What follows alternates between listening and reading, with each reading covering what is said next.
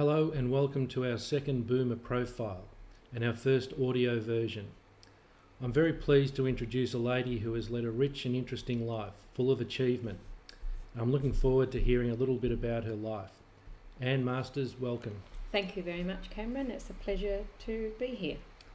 Okay, to start with, Anne, can I take you back to South Australia and Adelaide in the 1950s and 60s? A very different time to today. Tell us a little bit about your childhood and growing up in suburban Adelaide back then. Oh, I had a wonderful childhood, Cameron. I was born at the end of the Second World War and into a real fun-loving family. I was one of 3 children and the eldest of 29 grandchildren. And we were all very close, more like brothers and sisters than cousins, and a very musical family. Our grandmother was a soprano and our grandfather was a professional pianist, and we had lots of big musical parties, lots of laughing, talking, eating and drinking.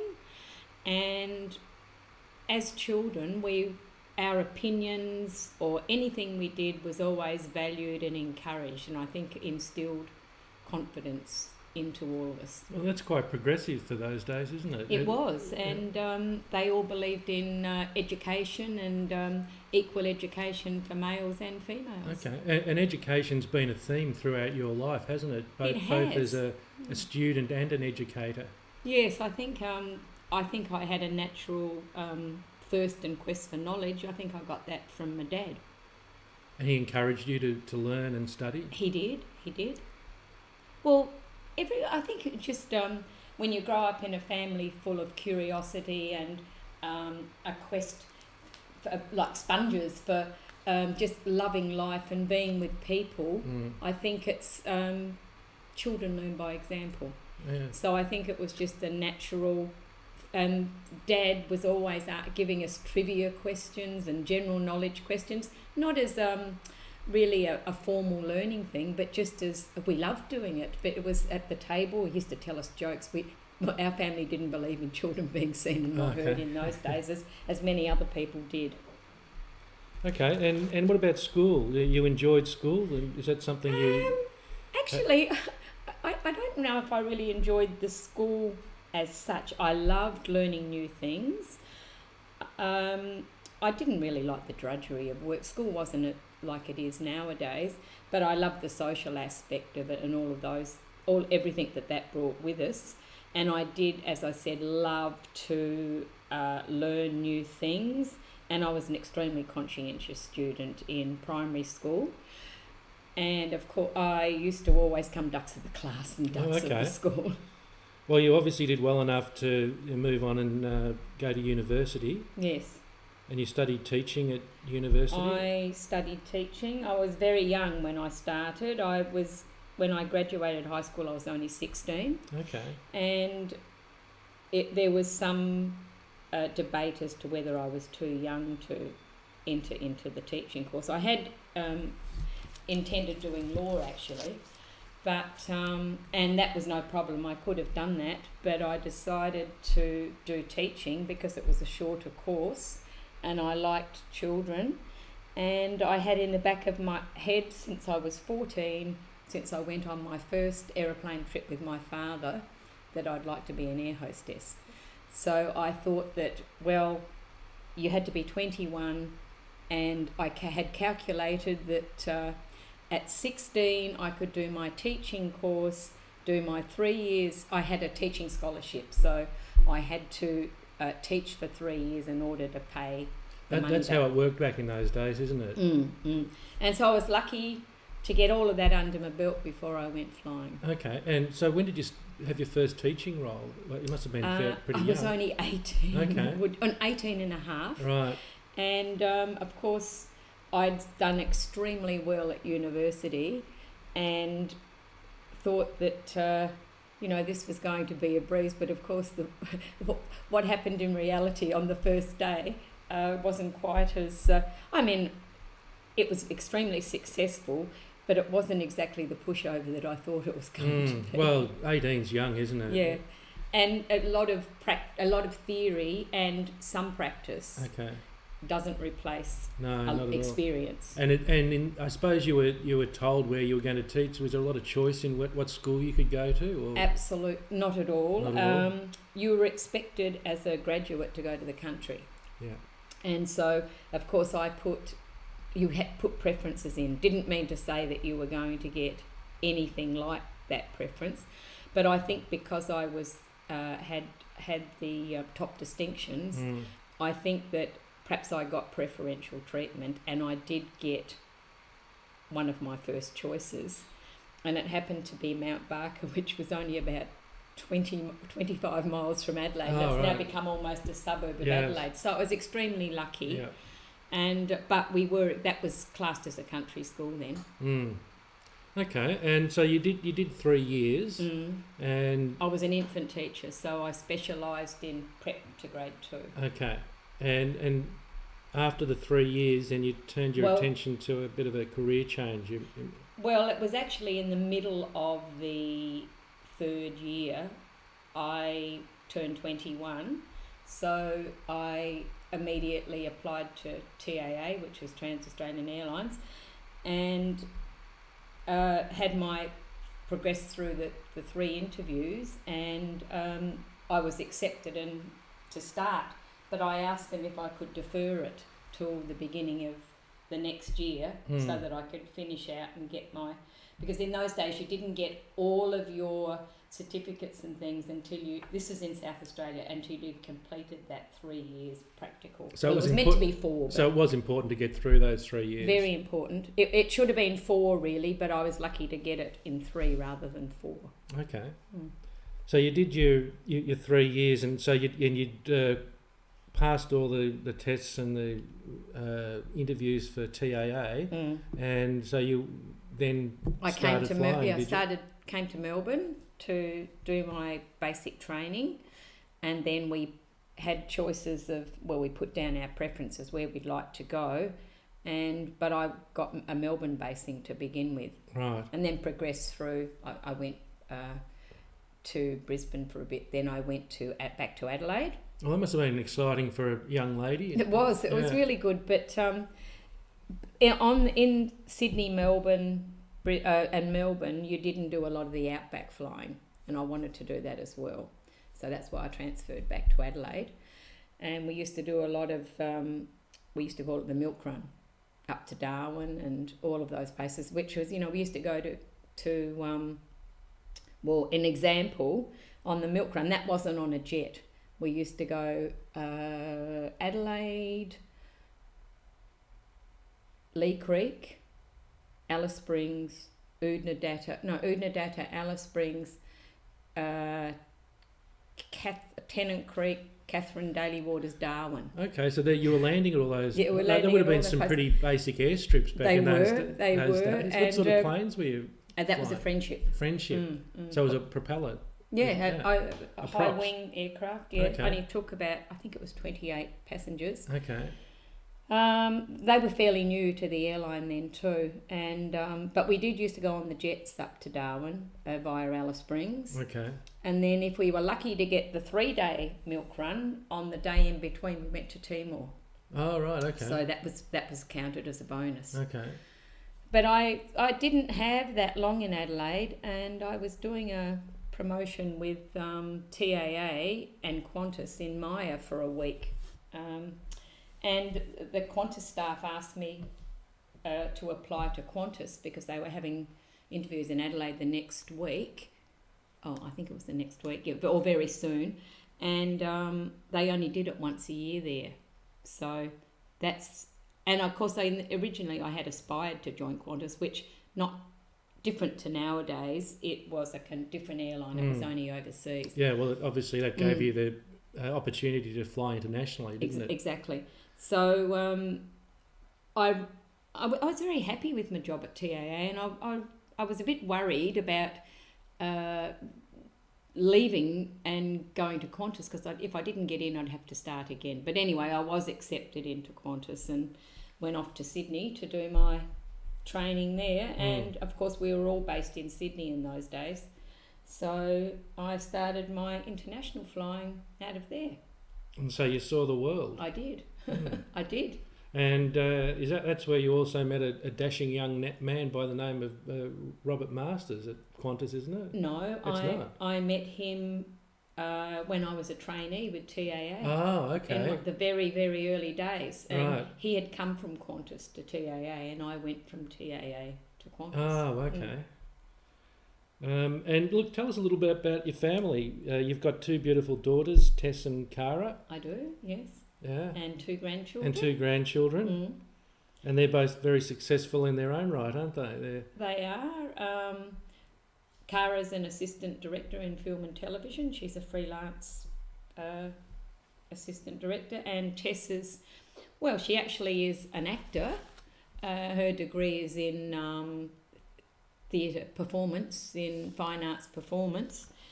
But at the moment, she's the blender girl, and she hasn't done a lot of acting in the last few years because she's writing recipe books, doing TV interviews, and lots of very successful, isn't she? Yeah, she's very successful. Yes, her books have been translated into German, Czech, Italian, French, and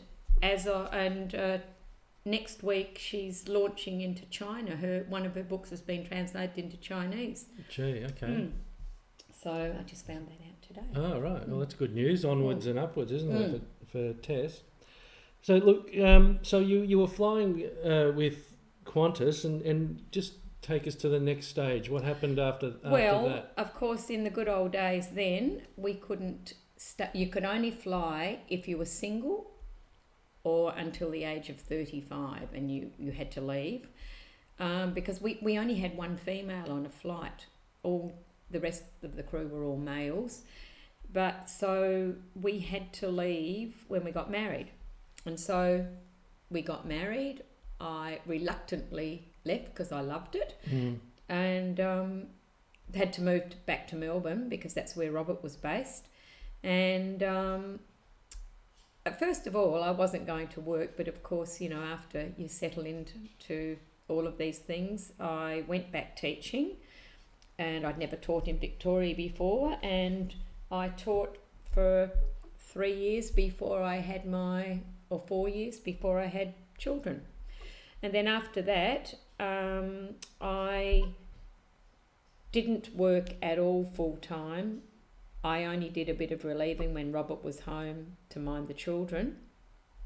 And then when the youngest one was 18 months old, we got an opportunity to go to Iran, and TAA leased a Boeing 727 to Iran Air, and off we went. We didn't have to go, we chose to go for adventure, and we went off there for 2 years, and when we returned... That was 1976? 76, yes. Yeah. And that not many people get that experience, do they? No. Well, fortunately, I had already spent time in Iran because that was one of our slipping ports with Qantas, so it certainly wasn't a culture shock for us. But it gave us a lot of other fantastic opportunities and a lot more access to travel, being closer to Europe. But so we were able to go to lots of places that we could not have gone to as Australians living in Australia. Well, it was a bit harder to travel back in those days, wasn't it? Yeah, well, I suppose it's a bit different working with the airlines. Yes, well, it was more of a luxury, I guess. Yeah, it was a luxury, wasn't it? But there weren't the budget airlines and the discount airlines around. Absolutely not. But I think when I say we had the opportunity to do things we wouldn't have done otherwise, was that we went to China. Now, there was no tourism to China in those days. There were no... Australians certainly couldn't go unless they were on a trade delegation. That's probably just after Nixon went to China, is it? Around the... It was Chairman Mao had only just... He'd only just died. And, of course, everything was about the Gang of Four. We went to... So what was it like in China then? I mean, now we see it as a sort of modern developing countries and skyscrapers in Shanghai and billionaires and so on. It would have been a lot different back in the mid-1970s. Well, as a matter of fact, we've just returned from China 2 weeks ago. It was very different. There were no tourists. people cringe when they saw me because I had fair hair, I looked different, and they were sort of very curious but gave me a wide berth. There were no cars, only for VIPs and dignitaries. There was just wall-to-wall bicycles, 12 lanes of bicycles along the road alongside of Tiananmen Square. It was everybody wore Chairman Mao suits, a navy bluish colour or khaki. Everybody looked the same. And those funny caps? Yes, whether it was a male or a female. So it was difficult to tell anybody from anybody else. So it was very different. We couldn't go anywhere by ourselves. Unless you had a minder. We had an interpreter with us. Okay, but he would have been a member of the Communist Party, I imagine. Oh, absolutely. Well, when I say we couldn't go anywhere by ourselves, we could, but to actually see something. But in some ways, there were a lot of benefits, being that I could say I was able to tell her the day before what I wanted to do, what we wanted to do, and she would arrange it. For instance, I said I wanted to go to a commune. So we were taken to a commune. I said I'd like to go to a school. We went to a school. So nowadays, if you go to China, you probably don't do those things, and there's very little that exists of that previous time. It's become so westernised now and so affluent. It's very different. And then besides China, we were able to go, we went to many of the Eastern Bloc countries, which we could not have gone to. We travelled overland through them. When we left Iran, we travelled overland from Iran right through to Europe and right through to the bottom of Spain and Portugal. And this is well before the Berlin Wall came down. Oh, so you're way talking, before. Yeah, you're talking deep into the Cold War, aren't you? Absolutely. And we did go to Berlin.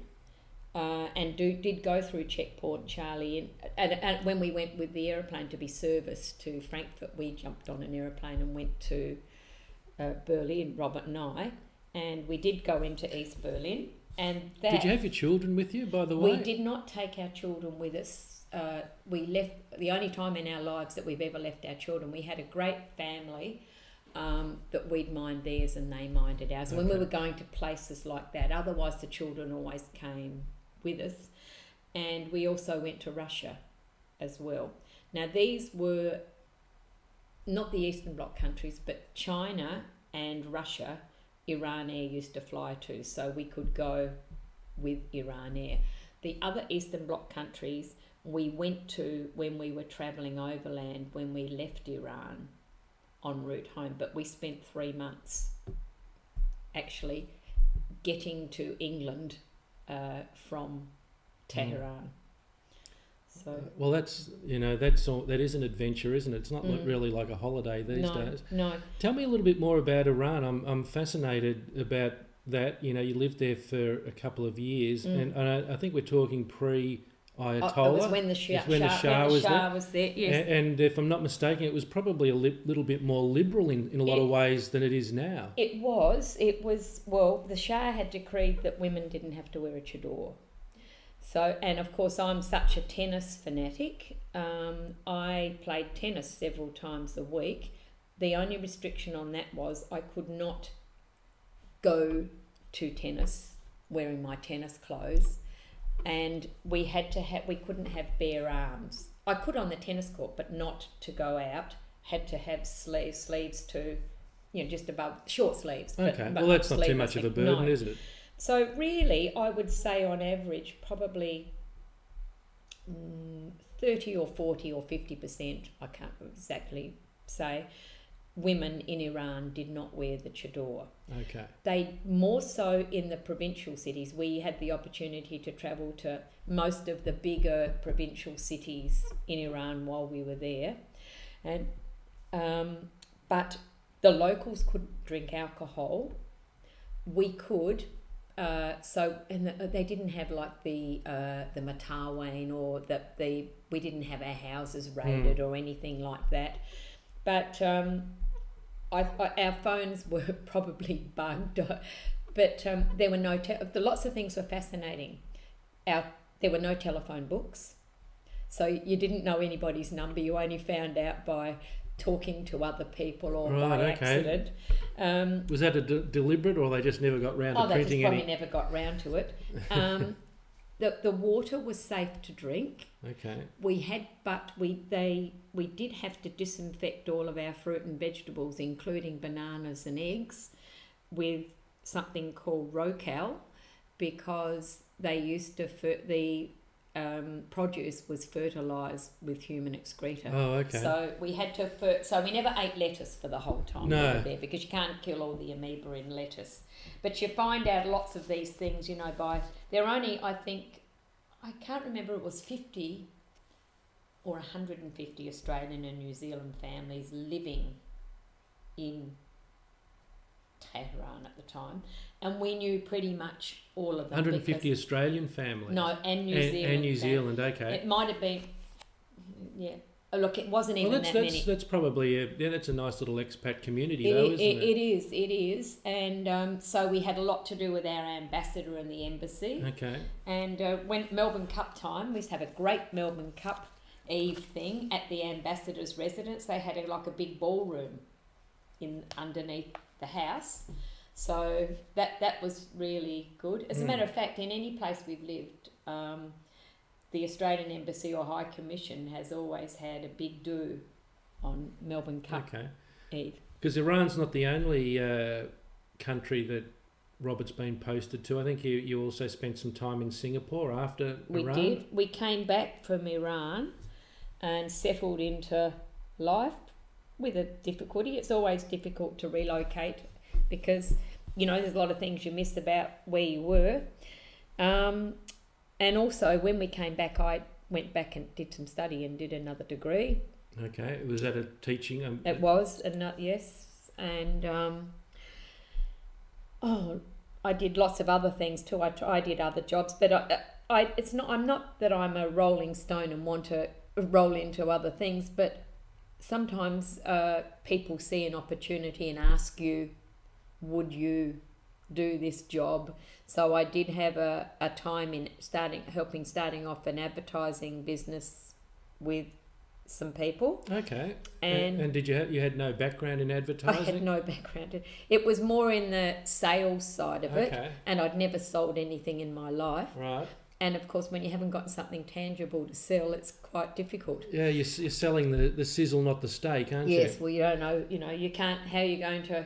I can't say I'm going to sell you this and it's going to work. We just hope it's going to work. And that worked out for you? It worked out for me, but this is while you were in Singapore. No, it was here when we came back to Melbourne. I also did a travel agent's course. Okay. That was out of interest, really. And then I also had a job doing public relations for a travel wholesaler. Okay. So I used to promote to travel agents, and part of that was also checking out hotels and facilities overseas, and also taking groups of travel agents on educational trips. All right. Okay. And then I was doing that job when we decided to resign from, as it had become, TAA had become Australian Airlines then. For a bit of adventure, we decided, we might see if we can get a job with Singapore Airlines. We'd been up there for a holiday and seen a few friends up there and thought, this would be all right. So Robert applied to Singapore Airlines, and we sat down as a family and talked about it, and the kids thought, yes, they'd like to go there to live. So he applied and was accepted, and off we went to Singapore. And you were there for 8 years? I think Is that right? We went in 1988. I think we left there about then. I think we left in 97. So that's 9. That's 9 years. Yeah. And you obviously enjoyed the experience, otherwise you wouldn't have stayed for that long. We didn't want to leave, actually, but the job ran out. So anyway, Robert got a job with Air Pacific then, and we were based in Auckland. Okay. He was actually based in Nandi, And Air Pacific, they're They're- half owned by the Fiji government and half by Qantas. They were at no. that stage, but I don't think they are anymore. Okay. And I think they've changed their name to Fiji Airways now, but it was Air Pacific. Yes. So then we had a couple of years in Auckland, and then they said we could come back and be based here. So then Robert commuted out of here.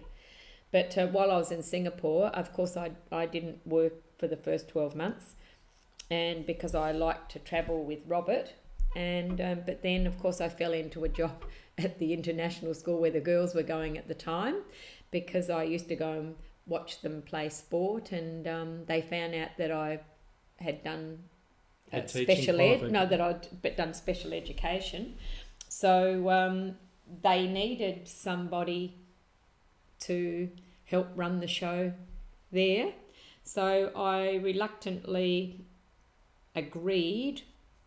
I came to an agreement where I'd work half time, and so that I could travel with Robert. So I had a nice little agreement where I worked 2 days one week and 3 the next, and then I could slide them into 1 week if I wanted to go away for 2 weeks with him, because the girls used to go away with him on trips as well, but then they were getting older then, and we had some friends there, so that they'd one of them would stay with them. We all lived in the same complex, so it was all very easy. Okay. Yeah. And so you were teaching the children of expats living in Singapore? Were you teaching any locals? No. Okay. Locals weren't allowed to go to the international school because, of course, our system of education is so much different to particularly what it was like in Singapore in those days. So, of course, there was a lot less pressure. So you can imagine we would have had people offering $1 million to send their kids to the international school. So no. So the girls went there they did their O-level test, she graduated with the American high school diploma, but very young like I was.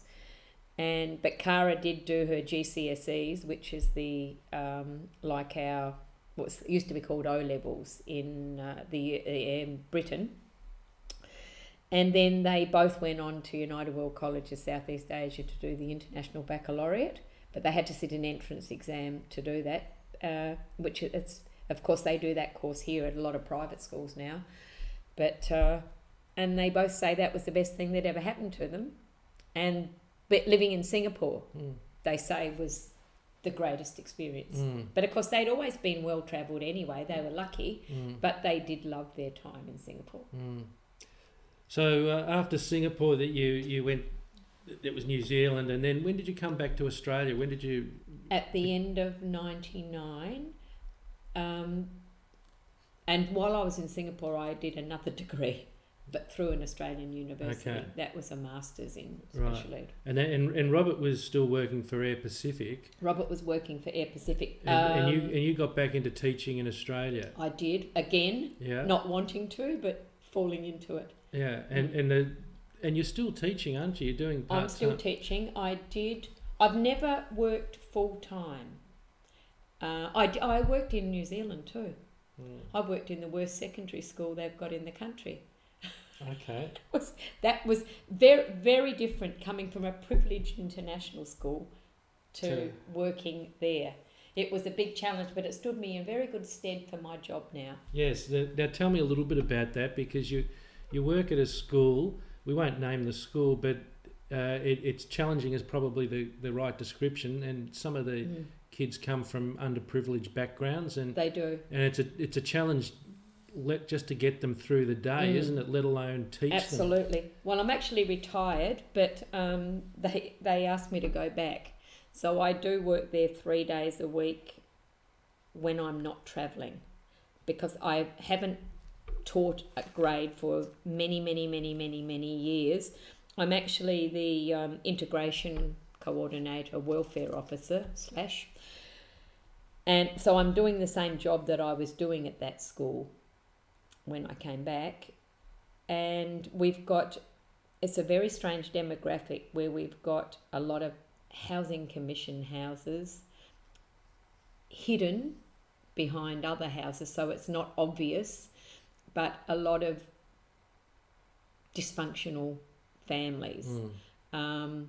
all sorts of strange things, and we've got a very benevolent attitude at school, and we have people coming through the door every day telling us all their troubles, and so that's my job, one of my things, to listen to that and to try and help them along with. So you're a bit of a social worker as well. Yeah, a bit of a social worker.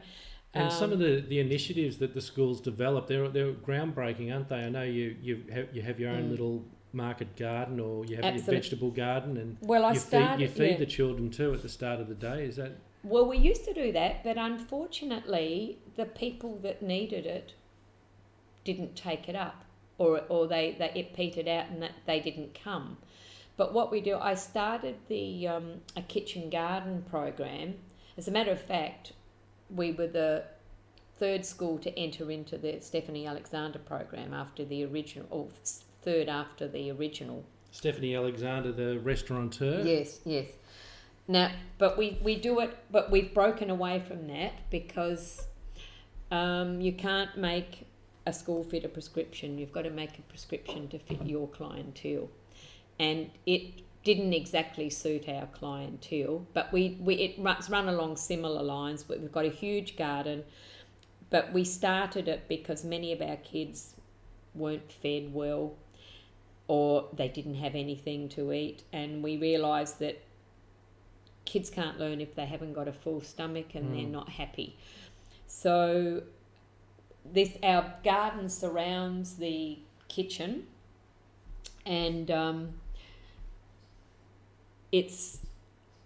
I had an amazing garden teacher, our third try at a garden. He came as a volunteer, and he was absolutely fabulous and did amazing things with the students, and they absolutely loved him. And I said to him, this is such a shame that we've got this big garden and the children could be out doing these things at lunchtime, but of course it's fenced off, so we have to staff it. So we do, ever since then, which was going back about 8 years ago, we have the children come out there to play 3 days a week, and what you can do out there is only limited by your imagination and your creativity, but you've got to have a hand in it. You can make mud pies, you can paint the walls, you can dress up, you can make bread, you can make pancakes, you can make chips. There's a woodwork bench. We've got 2 tree houses. There are about 15 cubby houses. And then that morphed into the environmental science, and we put a big barn, what we call a barn there, and that's the science shed, and that's got a pot-belly stove. So all of the science is done, for every class is done out there. Our grades 3 to 6 do cooking, and they cook a 4-course meal, divided into small groups with lots of volunteers, and each small group makes a dish and then they sit down and share it. That's kind of a Stephanie Alexander philosophy. But we've got a lot of other innovative programs. Like recently, just this year, I started a Lego lab for the children who find it challenging socially. So the ones that like Lego, we do that twice a week, the 2 days that the garden's not open. And they can bring a friend, and they can build.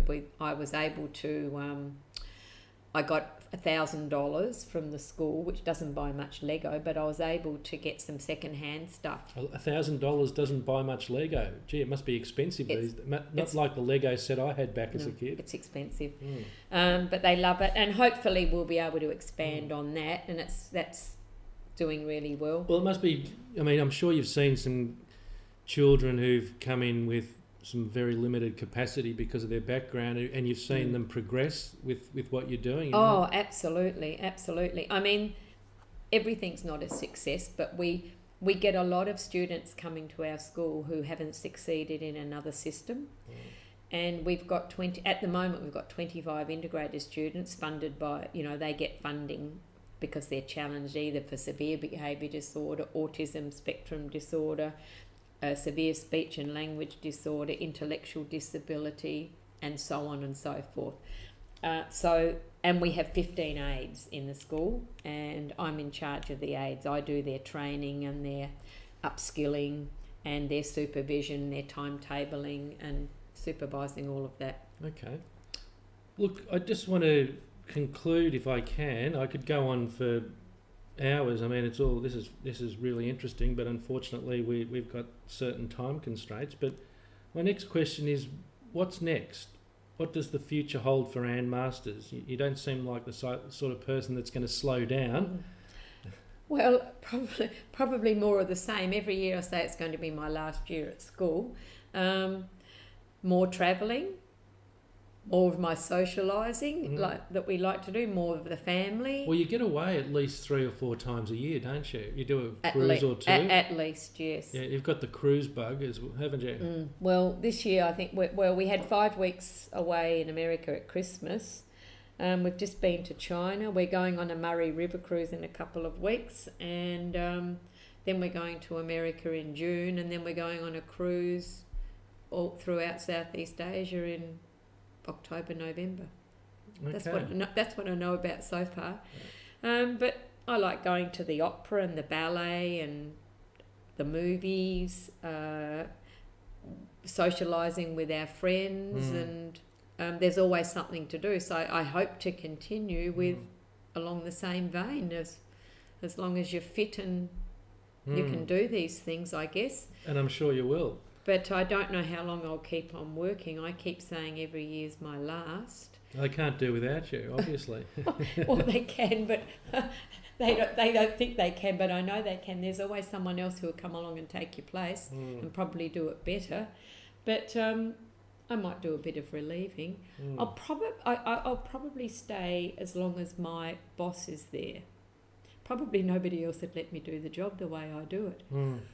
It's not exactly a conformist. Well, from my understanding, there should be a template for a lot of other schools, the way you handle things. Well, as a matter of fact, they've just been out from the department today. Not just the way I have. It's not just me. It's a lot of other people in my workplace are doing innovative things. So, okay. Well, look, we might leave it there. Anne Masters, thank you for your time. Thank you, Cameron. It's been a pleasure.